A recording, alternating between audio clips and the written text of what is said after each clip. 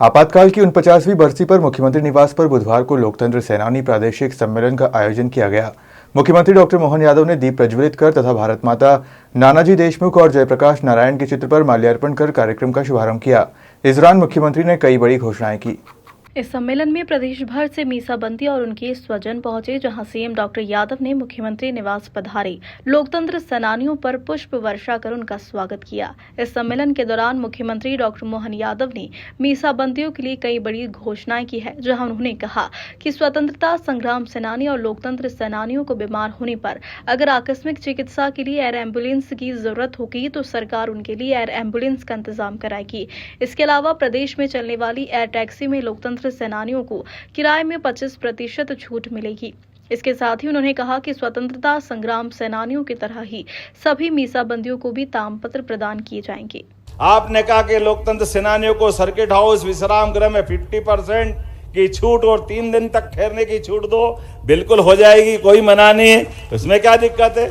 आपकी दुनिया है, आपने अधिकार दिया है। आपने कहा वर्तमान में अनेक जीवंत दिवंगत लोकतंत्र सेनानी ताम्रपत्र से रह गए थे, तो हमने कहा सबको देंगे, कोई भी छूटा हो आपकी लिस्ट से वेरीफाई कर लेंगे। लोकतंत्र सेनानियों को भी टोल नाकों पे छूट दी जाए, बिल्कुल दिलवाई जाएगी, इसमें भी कोई मना नहीं।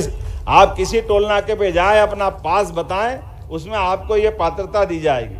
आपने कहा कि आयुष्मान योजना के तहत बीमारियों के इलाज पर व्यय के भुगतान में अधिक विलंब नहीं होगा। बिल्कुल नहीं होगा, किसी हालत में समय पे भुगतान होगा। आपकी ये समस्या भी हल करेंगे।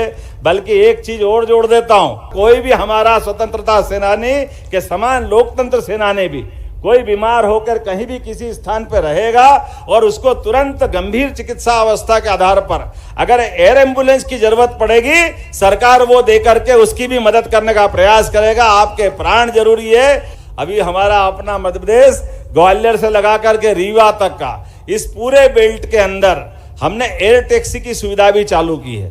तो इस एयर टैक्सी की सुविधा में अगर आप उसमें आना जाना चाहोगे तो आपको भी 25% की छूट सरकार के द्वारा देने की घोषणा करेंगे। आकस्मिक रूप से जल्दी आना है तो एयर टैक्सी में आपको भी सुविधा देंगे।